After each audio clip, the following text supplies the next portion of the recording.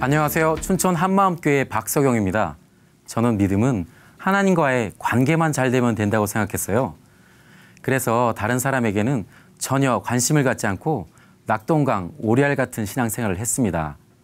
그랬던 제가 복음으로 세워진 교회 공동체의 소중함을 알고 그 안에서 함께 누리게 된 간증을 나누고자 합니다. 저는 하나님의 존재에 대한 고민 없이 부모님을 따라 자연스럽게 교회를 다니게 되었어요.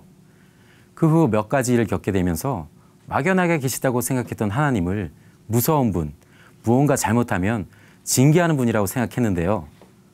한 번은 주일 예배를 빠지고 집 근처에서 놀다가 다리를 다쳤는데 하나님께서 예배를 가지 않아 벌을 주신 것으로 생각했어요. 또 중학교 때 몇 번이나 자전거를 잃어버렸는데 나도 모르게 그동안 자전거를 도난당한 것에 억울한 마음이 들어 길에 세워진 자전거를 훔쳐 타고 다녔어요. 한동안 잘 타고 다니다가 교회에서 예배를 마치고 집으로 돌아가던 중 택시와 부딪혀 다리에 금이 가고 이가 부서지는 사고를 당하게 되었어요. 이런 일을 겪으면서 역시 하나님은 죄를 지으면 철저히 징계하시는구나 생각했습니다. 하나님께 징계받지 않으려면 하나님의 말씀을 잘 듣고 잘 보여야겠다고 생각했어요. 그래서 성경을 한번 통독했는데 성경에서 무엇을 말하는지 생각해보지 않고 성경을 한번 통독했다는 자부심만 갖게 되었어요. 그러다 군대에 갔는데 공수부대에 착출된 거예요. 2000m 상공 수송기에서 낙하훈련을 받게 되었는데 낙하산 훈련 가운데 공중에서 2개의 낙하산이 서로 꼬여 빠르게 떨어져 죽거나 나무에 걸려 떨어져 죽는 등 실제로 있었던 죽음의 사례를 들을 수 있었어요. 그 후 12번이나 낙하훈련을 받을 때마다 죽음을 생각하게 되었고, 아, 죽음은 멀리 있는 것이 아니구나. 나도 죽을 수 있구나. 죽으면 나는 어디로 갈까? 고민이 되었어요. 죽음 앞에 서니 마음이 낮아지더라고요. 교회는 다니고 있었지만 하나님은 막연한 존재였기에 하나님이 살아계신 것에 대한 확신도, 구원에 대한 확신도 가질 수 없었어요. 이대로 죽으면 지옥이 아닐까? 고민되었습니다. 군에서 제대 후 교회 여름수련회에 참석하게 되었어요. 목사님께서는 예수님을 BC와 AD를 가르는 역사적 인물이라고 하셨어요. 예수님은 세계사 책에도 나와 있는 것을 보면서 역사적 인물인 것은 확인할 수 있었어요. 그런데 예수님이 이 땅에서 행하신 표적들, 물을 포도주로 변화시키거나 풍랑을 잠잠케 하시고 죽은 자를 살리시는 모든 능력은 예수님이 하나님이시니까 하셨지 라고 막연히 생각했었는데 예수님은 나와 같이 완전한 사람으로 사셨다는 거예요. 나와 같은 사람이신 예수님이 죽으시고 부활하셨다는 말씀을 들으면서 전 예수님이 하나님이신 것을 알 수 있었어요. 예수님이 하나님이신 것을 알게 되니까 예수님을 위해 열심히 일하고 싶어졌어요. 그래서 대학에 복학 후 하루 3번 기도하고 친구들, 교수님, 강사님께도 복음을 전했고 기독교 동아리에 들어가 말씀을 전하는 일도 담당하게 되었어요. 하루 3번 기도하니 하나님과 관계가 깊어지는 것 같았어요. 이렇게 하나님과 관계만 되면 뭐든지 할 수 있겠다 싶었지요. 말씀 보고 기도하며 하나님과 시간을 많이 보내면 혼자서도 성공하겠구나 생각했습니다. 그 후 춘천에 있는 대학교로 편입하게 되면서 한마음교회 기숙사에 들어오게 되었어요. 기숙사는 한 아파트에 7명 정도 생활했습니다. 기숙사에서 가끔 팀으로 했던 운동 중에 축구가 있었는데요. 저는 축구를 아주 좋아해요. 형제들과 함께 축구장에 서면 전 박석용이 아니라 박지성이 됩니다. 그래서 저는 포지션 상관없이 운동장 전체를 누볐어요. 함께하는 형제들은 제발 자기의 자리를 지켜달라고 부탁을 했지만 저는 이 말을 듣지 않았어요. 군에서 쌓아온 체력 하나만 믿고 열심히 뛰어다니다 보니 제가 축구를 잘하는 줄 알았거든요. 그래서 나 혼자만 잘하면 된다고 생각했고 제가 다 할 수 있다고 생각했습니다. 저의 이런 성향은 신앙생활에서도 나타났는데요. 어디서든 하나님과 관계만 잘하면 된다고 생각해서 형제들과 관계하는 것에는 별 의미를 두지 않았어요. 그래서 예배를 마치고 집에 돌아오면 형제들은 함께 모여 말씀으로 교제하는데 전 혼자 방에 들어가 그날 들었던 말씀을 정리하고 혼자 성경을 읽으면서 시간을 보내게 되었어요. 기숙사 생활에서도 제가 옳다고 생각하는 것은 웬만해선 고집을 꺾지 않았어요. 다른 사람의 마음은 잘 헤아리지도 못했고요. 누구에게도 저의 마음을 쉽게 이야기하지 못했어요. 왜냐하면 그들이 저의 부족한 모습을 보고 정죄할 것으로 생각했기 때문이에요. 그래서 사람과의 관계를 짐으로 생각했습니다.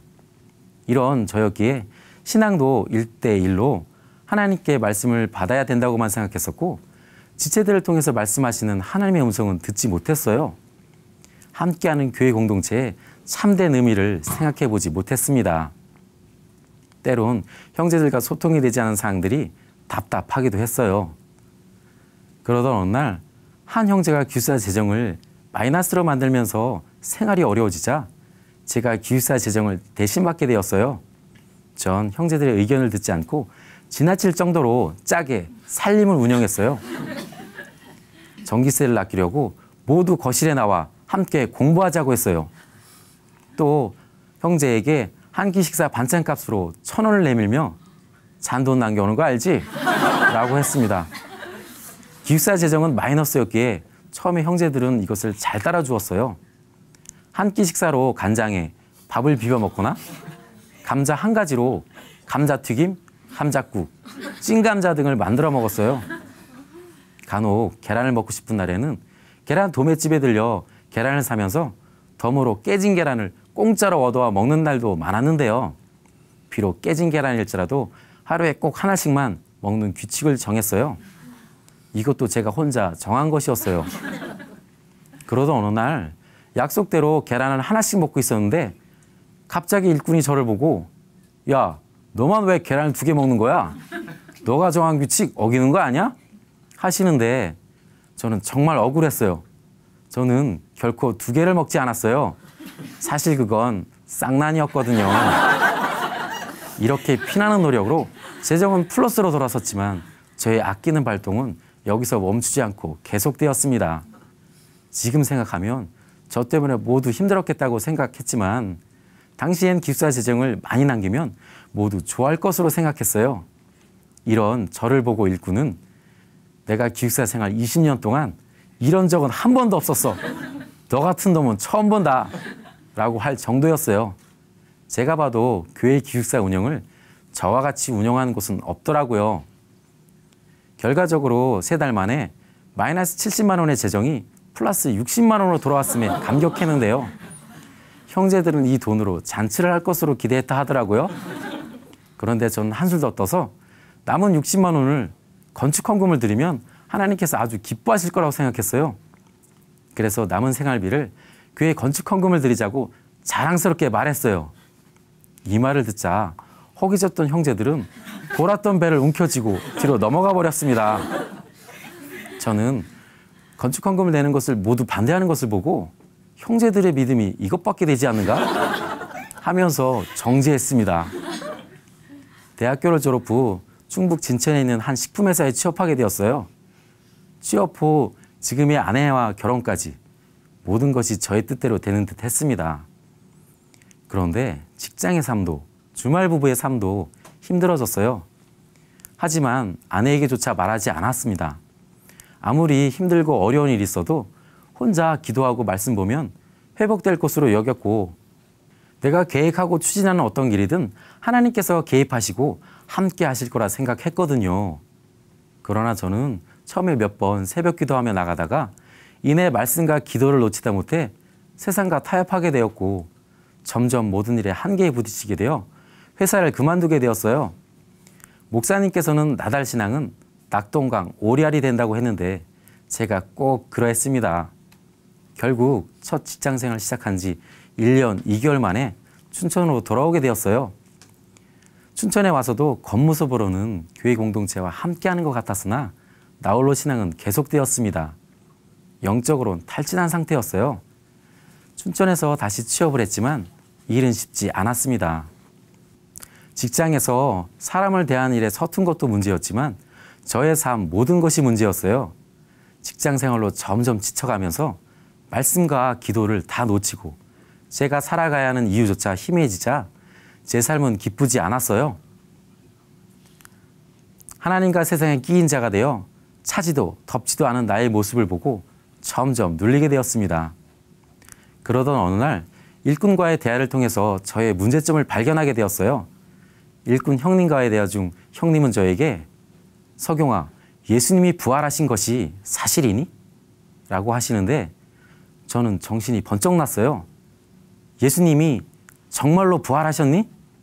라고 하시는데 그것이 사실이라면 하나님의 말씀과 반대되는 이 땅의 모든 가치관은 순간 거짓이란 생각이 드는 거예요. 그때 일꾼은 예수님이 정말 부활하셨니? 라고 재차 물으시는데 저의 마음은 쿵 하고 내려앉았습니다. 예수님이 정말로 부활하셨다면 보이지 않는 하나님, 보이지 않는 세계, 곧 천국, 지옥, 마귀 천사 등 성경에 기록된 모든 것들이 실제로 존재한다는 것이었어요. 예수님이 정말 부활하셨다면 하나님의 말씀만을 내가 붙들어야 한다는 것이 그대로 보였습니다. 목사님께서는 왜 부활하신 예수님 앞에 굴복되지 않으면 모든 말씀이 지식일 수밖에 없다고 하셨는지 비로소 알 수 있었어요. 저에게 부활은 지식이었습니다. 저는 부활을 예수님이 하나님이신 증거 중 하나로만 생각했어요. 그런데 바리새인들이 예수님이 하나님이신 증거가 무엇이냐고 물을 때 예수님께서는 요나의 표적, 부활밖에는 보여줄 표적이 없다고 하시는 거예요. 정말 그러했어요. 부활의 표적밖에 없었습니다. 하나님이 천지를 창조한 사건보다 더 큰 사건은 하나님이 사람으로 이 땅에 오셔서 십자가에 죽고 부활하신 것이었어요. 3년 반 동안이나 예수님의 수많은 표적을 보고 따르던 제자들은 예수님께서 십자가에 달리실 때 모두 도망갔는데 부활하시고 난 후에야, 죽은 자 가운데서 살아나신 후에야 성경과 예수의 하신 모든 말씀을 믿었다는 요한복음 2장의 말씀이 저에게도 임하였습니다. 그러던 어느 날 목사님께서는 죄는 예수님을 믿지 않는 것이라고 선포하셨습니다. 자기가 주인인 사람은 구원이 없다 하시는데 저의 마음은 얼음장같이 얼어붙었어요. 교회는 다니고 있었지만 예수님을 믿지 않았던 저의 죄가 보였습니다. 예수님의 십자가는 제가 주인 된 결과로 전능자를 처참히 죽게 했던 거였어요. 제가 달려야 할 십자가에 전능자께서 사람으로 오셔서 친히 달리신 것이었습니다. 예수님은 마땅히 죽어 지옥 갈 저를 대신하여 성경대로 죽으시고 부활하셔서 저의 모든 죄를 사하시고 저의 주인이 되어 주셨습니다. 저는 예수님의 부활이 역사적 사실임을 인정하는 것이 믿음이라고 생각했어요. 하지만 그게 아니었습니다. 믿는 것은 제가 주인 된 것을 회개하고 예수님을 나의 주인으로 영접하는 것이었고 영접한 예수님과 함께 동행하는 것이었습니다. 저는 하나님께 고백했습니다. 하나님 아버지, 예수님을 믿는다고 하면서 여전히 내가 주인 되어 내 시간, 내 물질, 내 고집, 나의 것을 내려놓지 못했어요. 다 이루신 예수님을 믿지 않고 제가 주인 되어 예수님을 이용했던 저의 악한 중심을 회개합니다. 예수님은 나의 주인이십니다. 제 마음속에 들어오셔서 저를 통치해 주세요. 저는 부활하신 예수님 앞에 굴복했습니다. 하나님과 상관없는 저에게 회개하고 복음을 믿으라고 하신 말씀은 저를 살리는 은혜의 말씀이었습니다. 목사님께서는 회개하고 예수님을 주인으로 믿을 때 교회 공동체의 일원으로 태어난다고 하셨어요. 예수님이 죽고 부활하셔서 우리의 머리가 되시고 믿는 모든 사람은 그분의 몸된 지체가 되는 것이었어요. 우리가 그리스도의 몸, 각 지체의 부분이 되어 한 지체가 고통을 받으면 모든 지체가 함께 고통을 받고 한 지체가 영광을 얻으면 모든 지체가 함께 즐거워한다는 것이 하나님의 관점으로 그대로 보였습니다. 그때부터 저는 교회 공동체와 함께하는 새로운 신앙생활을 시작하게 되었어요. 몇 년 전 작은 교회 형님이 화천에서 펜션을 운영한다고 하시는 거예요. 저는 교회 공동체와 함께하고자 하는 마음으로 그곳에 있는 직장으로 지원하게 되었고 그곳으로 발령받게 되었습니다. 예전엔 혼자서 뚝심으로 주님의 뜻을 잃어보려고 했어요. 하지만 예수님을 주인으로 믿고 모든 염려를 주께 맡기고 교회 공동체와 함께 했을 뿐인데 하나님께서는 자연스럽게 열매를 맺게 해주셨습니다. 한 번은 같은 직장에 근무하는 직원이 교회는 다니고 있었지만 예전에 저처럼 막연한 하나님을 믿으며 세상 사람과 동일하게 살아가는 거예요.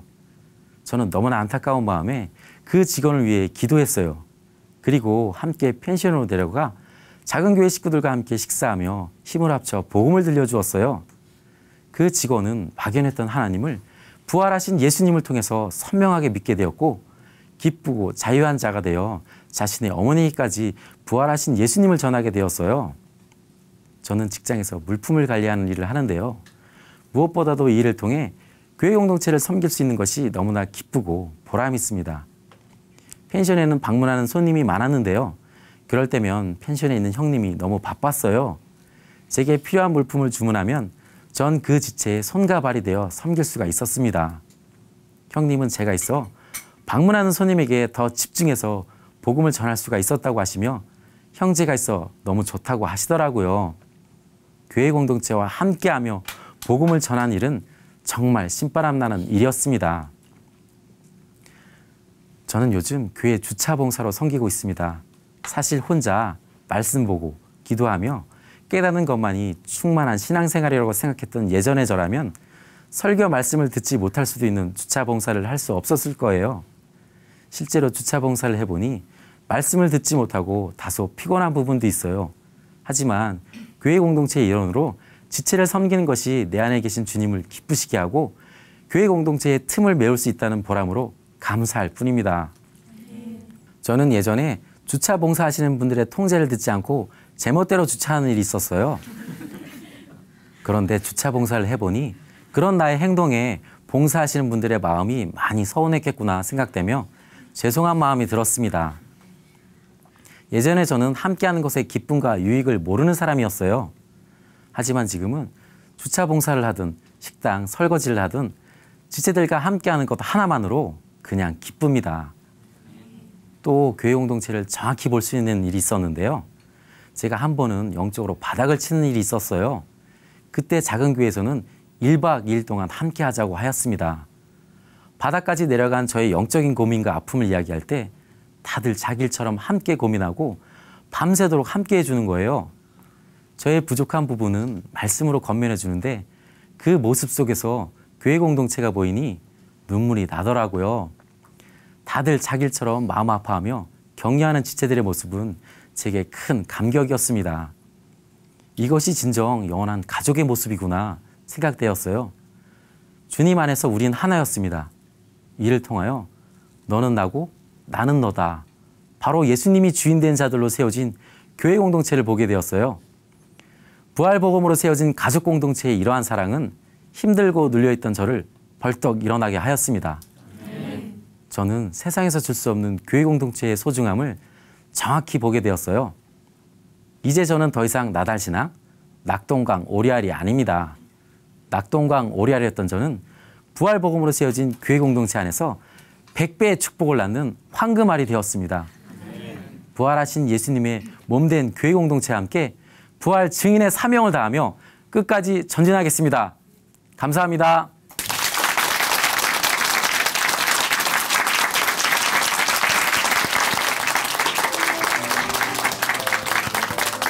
쌀알에 잘 섞이지 않는 그 도정되지 않은 현미처럼 겉돌던 형제님, 공동체와 연합하지 못했었는데 그러면서 스스로가 주인된 나 홀로의 신앙으로 영적으로 또 심적으로 육적으로 모두 탈진된 상태였었죠. 하지만 예수님을 참 주인으로 영접하고 기쁘게 주님과 동행하는 삶을 현재 살고 계십니다.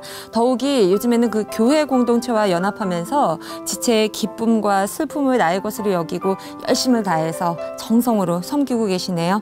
앞으로도 나다의 신앙이 아닌 공동체를 전체를 받아들이고 또 모든 것을 흡수할 수 있는 스펀지 같은 삶을 살 수 있기를 박수로 함께 응원해드리겠습니다.